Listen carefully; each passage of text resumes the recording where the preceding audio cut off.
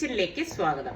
ഇന്ന് കുട്ടികളെല്ലാം ഇഷ്ടപ്പെടുന്ന ഒരു വെറൈറ്റി ബ്രേക്ക്ഫാസ്റ്റ് ആണ് ഞാൻ തയ്യാറാക്കുന്നത്. അപ്പൊ അതിന് വേണ്ടിയിട്ട് സോസേജ് ഞാനിവിടെ ചെറിയ ചെറിയ പീസായിട്ട് കട്ട് ചെയ്തെടുത്തിട്ടുണ്ട്. ഇതിലേക്ക് നമുക്ക് 1 ടീസ്പൂൺ മഞ്ഞൾപ്പൊടി, 1 ടീസ്പൂൺ ഗരം മസാല പൊടി, 2 teaspoon Kashmiri chilli powder, 1 teaspoon mint leaf, 1 teaspoon oregano, പിന്നെ നമുക്ക് പാകത്തിനുള്ള ഉപ്പും ഇതിലേക്ക് ഇട്ടിട്ട് എല്ലാം ചേർത്തിട്ട് ഒന്ന് മിക്സ് ചെയ്ത് കൊടുക്കുക. അപ്പൊ വെള്ളം ചേർക്കേണ്ട ആവശ്യമില്ല, വെള്ളം ഒട്ടും ചേർക്കരുത് കേട്ടോ. സോസേജ് നമ്മൾ അരമണിക്കൂർ മുൻപേ പുറത്ത് വെച്ചിട്ടാണ് നമ്മൾ ഇതുപോലെ കട്ട് ചെയ്തെടുക്കുന്നത്. അപ്പൊ ഞാൻ ഫ്രഞ്ച് ഫ്രൈസ് എയർ ഫ്രയറിൽ ഇട്ടിട്ടാണ് ഫ്രൈ ചെയ്തെടുക്കുന്നത്. അപ്പൊ ഡയറക്റ്റ് തന്നെ ഫ്രയറിൽ ഇട്ടിട്ട് ഞാൻ ടൈം സെറ്റ് ചെയ്ത് കൊടുക്കുകയാണ്. ഞാനൊരു 180 ഡിഗ്രി സെൽഷ്യസിൽ ഒരു 31 മിനിറ്റ് ആണ് ഇതിൽ കാണിക്കുന്നത്. അപ്പൊ ഇതിനിടയിൽ ഇതൊന്ന് തുറന്നിട്ട് ഇളക്കി കൊടുക്കും. പിന്നെ ഞാൻ ഇതിനു മുൻപ് കട്ട്ലറ്റ് ഉണ്ടാക്കിയപ്പോഴേക്ക് ബാലൻസ് വരുന്നത് നമ്മൾ ബട്ടർ പേപ്പർ വെച്ചിട്ട് കണ്ടെയ്നറിലാക്കി ഫ്രീസറിൽ വെക്കും എന്ന് പറഞ്ഞില്ലേ, അതാണിത് കേട്ടോ. അപ്പൊ ഞാൻ ആ കണ്ടെയ്നർ ഫ്രീസറിൽ നിന്ന് എടുത്തു. എന്നിട്ട് നമുക്ക് ആവശ്യത്തിനുള്ള കട്ട്ലറ്റ് ഞാൻ ഇതാ പുറത്തേക്ക് എടുത്ത് വെക്കണം. അപ്പൊ നമ്മള് ഫ്രൈ ചെയ്യുന്നതിന് ഒരു അരമണിക്കൂർ മുമ്പ് ഇതുപോലെ എടുത്ത് പുറത്ത് വെച്ച് കഴിഞ്ഞാൽ പെട്ടെന്ന് നമുക്ക് ഒരു 10-20 മിനിറ്റ് കഴിയുമ്പോൾ തന്നെ ഫ്രൈ ചെയ്തെടുക്കാൻ പറ്റും. ഇതുപോലെ ഒട്ടിപ്പിടിക്കാതിരിക്കാനാണ് ഞാൻ ബട്ടർ പേപ്പർ വെക്കണം എന്ന് പറഞ്ഞത്. കണ്ടോ, എളുപ്പം ഈസി ആയിട്ട് നമുക്കിത് ഇളക്കിയെടുക്കാൻ സാധിക്കും. ഇപ്പൊ നമ്മൾ കുട്ടികൾ സ്കൂളിലൊക്കെ പോയിട്ട് വരുന്ന സമയത്ത് വേണമെങ്കിൽ നമുക്ക് ഇതുപോലെ ഉണ്ടാക്കി കൊടുക്കാം. അല്ലെങ്കിൽ അവർക്ക് സ്കൂളിൽ ടിഫിനായിട്ട് ഇതുപോലെ റെഡി ആണെങ്കിൽ ഫ്രൈ ചെയ്ത് കൊടുക്കേണ്ട പാട് മാത്രമേ ഉണ്ടാവുന്നുള്ളൂ. അപ്പൊ ഞാൻ ഇടയിൽ ഇതാ നമ്മളുടെ എയർ ഫ്രയറിന്റെ ഇതൊന്ന് ഓപ്പൺ ചെയ്ത് ഇതാ നമ്മളുടെ ഫ്രഞ്ച് ഫ്രൈസ് ഒന്ന് ഇളക്കി കൊടുക്കാണ്. ഇത് പെട്ടെന്ന് റെഡി ആയി കിട്ടും കേട്ടോ. പലരും എൻ്റെ അടുത്ത് ചോദിച്ചിട്ടുണ്ട് എയർ ഫ്രയർ ഒക്കെ എങ്ങനെയുണ്ടെന്ന്. എനിക്ക് നല്ല യൂസ്ഫുൾ ആണ് കേട്ടോ അത്. അപ്പൊ ദാ ഞാനൊരു പാന് അടുപ്പത്തേക്ക് വെച്ചിരിക്കുകയാണ്. ഇതിലേക്ക് ഞാൻ 2 ടേബിൾ സ്പൂൺ ഓയിൽ ഒഴിച്ചു കൊടുക്കാണ്. ഇനി നമ്മൾ ഈ മസാല പൊട്ടി വെച്ചിരിക്കുന്ന സോസേജ് ഇതിലേക്ക് ഇട്ട് കൊടുക്കും. അപ്പൊ ഇതും നമുക്ക് പെട്ടെന്ന് റെഡിയാക്കി എടുക്കാൻ പറ്റുന്ന ഒരു ഐറ്റം തന്നെയാണ്. എന്നിട്ട് ഇതുപോലെ ഒന്ന് ഇളക്കി കൊടുക്കും. അപ്പൊ ഞാനിവിടെ മീഡിയത്തിനും ഹൈനും ഇടയിലാണ് ഫ്ലെയിം വെച്ചിരിക്കുന്നത്. എന്നിട്ട് ഇളക്കി കൊടുക്കണം. എന്നിട്ട് ഞാൻ ഒരു ക്യാരറ്റും ഇതോടൊപ്പം ചേർക്കുന്നുണ്ട്. അപ്പൊ നിങ്ങൾക്ക് അറിയാലോ, നമ്മൾ ഈ ഇതിലൊക്കെ ഉള്ള വെജിറ്റബിൾസ് എന്ന് പറഞ്ഞാൽ ഒരുപാട് അങ്ങ് കുക്ക് ആവത്തില്ല, കുറച്ച് റോ ആയിട്ട് തന്നെ ഇരിക്കും. എന്നാൽ അത് പാകത്തിന് കുക്കായിട്ടുണ്ടാവും. അപ്പൊ ആ ഒരു രീതിയിൽ നമ്മൾ ഇതൊന്ന് ഇളക്കിയെടുക്കണം. ഓവറായിട്ട് കുക്ക് ആക്കരുതേ. എന്നിട്ട് ഞാനൊരു പ്ലേറ്റിലേക്ക് അത് മാറ്റിയിട്ട് ഇതേ പാനിൽ തന്നെ 2 ടേബിൾ സ്പൂണോളം ഓയിൽ ഒഴിച്ചിട്ട് ഞാനിവിടെ ഒരു 6 വെളുത്തുള്ളി അല്ലി ചെറുതായിട്ട് അരിഞ്ഞെടുത്ത് വെച്ചിട്ടുണ്ട്. അപ്പൊ അതും കൂടി ഇതിലേക്ക് ഇട്ടിട്ട് ഒന്ന് മൂപ്പിച്ചു കൊടുക്കണം. അത് ജസ്റ്റ് ഇതുപോലെ ഒന്ന് മൂത്ത മണം വരുന്ന ആ ഒരു സമയത്ത് ഞാനിവിടെ ഒരു വലിയ സവാള ഇതളുകളായിട്ട് അടർത്തിയതാണ് കേട്ടോ, കട്ട് ചെയ്തിട്ട് ഇതുപോലെ അതും കൂടി ഇതിലേക്ക് ചേർത്ത് കൊടുക്കണം. എന്നിട്ട് നമുക്കിതൊന്ന് ഇളക്കി കൊടുക്കാം. ഇപ്പൊ ഞാൻ ഹൈ ഫ്ലെയിമിൽ വെച്ചിട്ടാണ് ഇത് റെഡിയാക്കി എടുക്കുന്നത്. അപ്പൊ ഇതുപോലെ ഒന്ന് ഇളക്കി ആ ഒരു സവാള ഞാൻ നേരത്തെ പറഞ്ഞ പോലെ കുറച്ച് റോ തന്നെ ആയിരിക്കണം. എന്നിട്ട് ഞാൻ ക്യാപ്സിക്കം ഗ്രീനും യെല്ലോയും ഇതുപോലെ കട്ട് ചെയ്തെടുത്തിട്ടുണ്ട്. അതും കൂടി ഇതിലേക്ക് ചേർത്ത് കൊടുക്കാം. അപ്പൊ മസ്റ്റ് ആയിട്ട് ഇങ്ങനെയുള്ള ഐറ്റംസിന് ക്യാപ്സിക്കം വേണം കേട്ടോ, എങ്കിൽ ആ ഒരു ടേസ്റ്റ് കിട്ടും. എന്നിട്ട് നമുക്ക് 1 ടീസ്പൂൺ മുളക് പൊടിയും ഒരു 1/4 ടീസ്പൂൺ മിന്റ് ലീഫും 1/4 ടീസ്പൂൺ ഒറിഗാനോയും കൂടി ഇതിലേക്ക് ഇട്ട് കൊടുക്കാം. ശരിക്കും ആ ഒരു ഫ്ലേവർ കിട്ടാൻ വേണ്ടിയിട്ടാണ്. എന്നിട്ട് നന്നായിട്ടൊന്ന് ഇതുപോലെ ഒന്ന് ഇളക്കി മിക്സ് ചെയ്ത് കൊടുക്കണം. ഇനി നമുക്ക് ഇതിലേക്ക് വേണ്ടത് ടൊമാറ്റോ ചില്ലി സോസ് ആണ്. ഞാനിവിടെ ഒരു 3 ടേബിൾ സ്പൂണോളം ഇതുപോലെ ഒഴിച്ചു കൊടുക്കാണ്. അപ്പൊ ഈ സോസ് ഒരുപാടായി പോണ്ടേ. അതുപോലെ തന്നെ ഒരു 3 ടേബിൾ സ്പൂണോളം ടൊമാറ്റോ കെച്ചപ്പും കൂടി ചേർത്ത് കൊടുക്കാം. അപ്പൊ ഇതൊക്കെ ഇടുമ്പോഴാണ് ഇതിന് നല്ല ടേസ്റ്റ് കിട്ടുന്നത്. എന്നിട്ട് നന്നായിട്ടൊന്ന് ഇളക്കിയെടുക്കാം. അപ്പൊ ഇത് പെട്ടെന്ന് നമുക്ക് റെഡിയാക്കി എടുക്കാവുന്ന ഒരു ഐറ്റം തന്നെയാണ് കേട്ടോ. ഇനി നമ്മൾ ഫ്രൈ ചെയ്ത് വെച്ചിരിക്കുന്ന ആ ഒരു സോസേജിന്റെ കൂട്ട് നമുക്ക് ഇതിലേക്ക് ഇട്ടിട്ട് എല്ലാം ചേർത്തിട്ടൊന്ന് ഇളക്കിയെടുക്കണം. അടി ചേർത്ത് എല്ലാം, അതായത് ആ സോസും എല്ലാം ഇതിൽ മിക്സ് ആവത്തക്ക രീതിയിൽ ഇടണം. പാകത്തിനുള്ള ഉപ്പും കൂടി ഇട്ട് കൊടുക്കണം. അപ്പൊ ഇതിൽ ടൊമാറ്റോ ചില്ലി സോസിലായാലും കെച്ചപ്പിലായാലും ചെറിയൊരു ഉപ്പിന്റെ അംശം ഉണ്ടാവും. അപ്പൊ അത് നിങ്ങൾ നോക്കിയിട്ട് വേണം നമ്മൾ ഇതിലേക്ക് ഉപ്പ് ആഡ് ചെയ്യാനുള്ളത്. ഇതെല്ലാം ചേർത്ത് ഞാനൊന്ന് ഇളക്കി കൊടുത്തോണ്ടിരിക്കുകയാണ്. അപ്പൊ ഇതിനിടയിൽ നമ്മളുടെ എയർ ഫ്രയറിലെ ഫ്രഞ്ച് ഫ്രൈസ് ഇവിടെ റെഡി ആയിട്ടുണ്ട്. അപ്പൊ നമ്മൾ ഇത് ഫ്രൈ ചെയ്ത് ഇതുപോലെ പുറത്തെടുത്ത ശേഷമാണ് പാകത്തിനുള്ള ഉപ്പ് ഇതിലേക്ക് ചേർത്ത് കൊടുക്കുന്നത് കേട്ടോ. ഞാൻ അങ്ങനെയാണ് ചെയ്യുന്നത്. ആദ്യമേ ഞാൻ ഉപ്പിട്ടിട്ടല്ല ഇതിലേക്ക് വെക്കുന്നത്. അപ്പൊ ഞാൻ കാണിച്ചു തരാം. ഇതേ കണ്ട, കറക്റ്റ് പരുവായിട്ട് വന്നിട്ടുണ്ട്. ഇതൊക്കെ നമ്മൾ ചൂടോടുകൂടി തന്നെ കഴിക്കണം. അതുകൊണ്ടാണ് ഞാൻ എല്ലാം ഒരേ സമയം തന്നെ ഇത് റെഡിയാക്കി എടുക്കുന്നത്. അപ്പൊ ഇത് ഞാനൊരു പ്ലേറ്റിലേക്ക് മാറ്റുവാണ്. അങ്ങനെ നമ്മളുടെ സ്പൈസി ചില്ലി സോസേജും ഇവിടെ റെഡി ആയിട്ടുണ്ട്. അപ്പൊ ഇത് കുട്ടികൾക്കൊക്കെ എന്തായാലും ഇഷ്ടപ്പെടുന്ന ഒരു ഐറ്റം തന്നെ ആയിരിക്കും. ഇത് ഞാൻ നേരത്തെ പറഞ്ഞതുപോലെ ഇപ്പൊ കുട്ടികൾക്ക് നമുക്ക് ലഞ്ച് ബോക്സിലൊക്കെ കൊടുത്തുവിടാൻ പറ്റിയ ഒരു ഐറ്റമാണ്. കുട്ടികൾക്ക് ആഹാരം കഴിക്കുന്നില്ല എന്നൊക്കെ പരാതി ഉണ്ടെങ്കിൽ ഇതുപോലത്തെ ഐറ്റംസ് കൊടുത്തു കഴിഞ്ഞാൽ അവർക്ക് എന്തായാലും ഇഷ്ടപ്പെടും.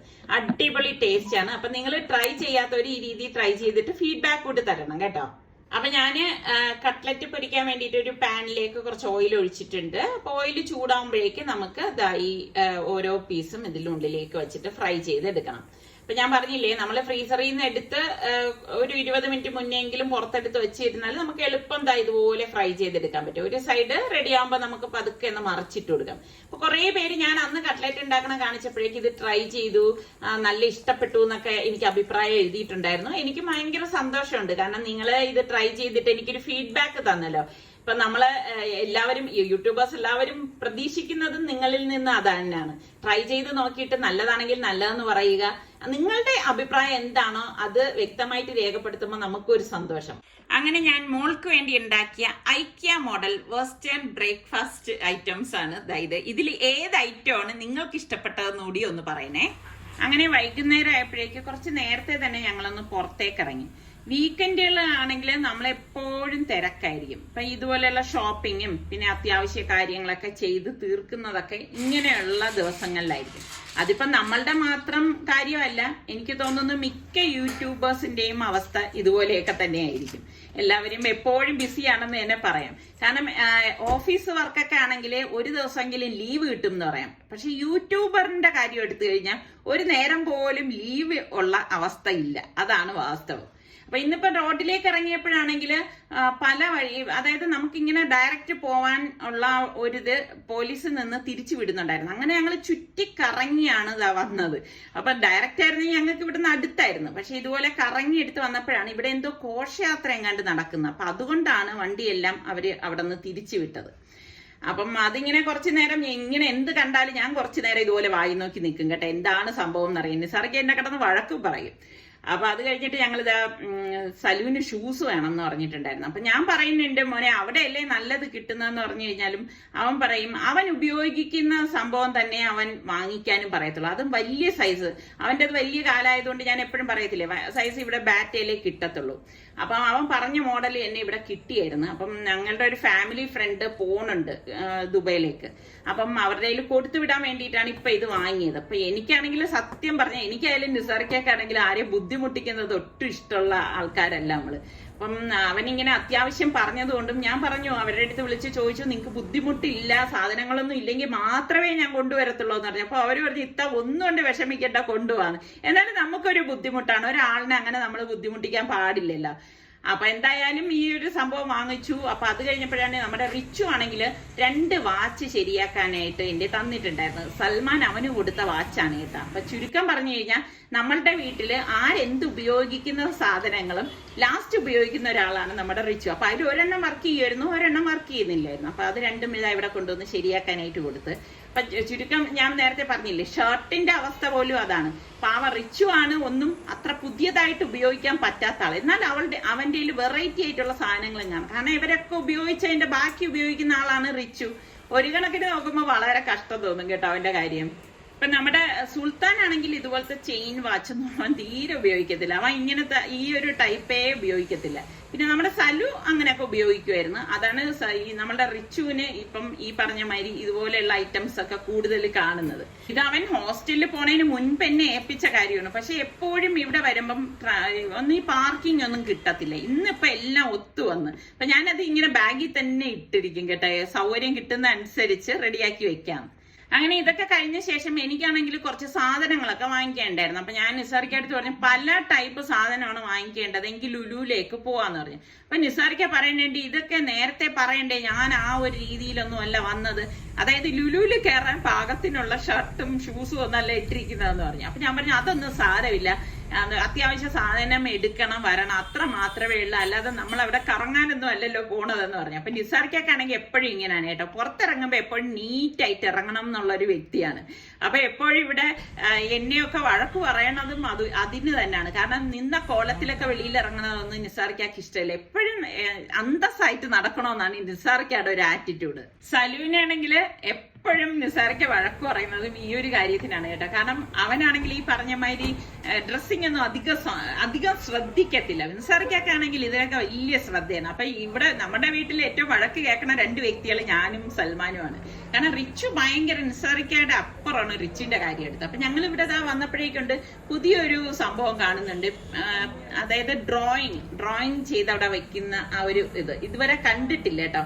അപ്പൊ എനിക്കിത് കാണാനൊക്കെ ഭയങ്കര ഇഷ്ടമാണ് കേട്ടോ. ഇങ്ങനെ കണ്ടുകൊണ്ടിരിക്കാൻ അവരുടെ ആ ഒരു കലാവിരുത് കാണുമ്പോ തന്നെ എന്ത് രസമുണ്ടല്ലേ.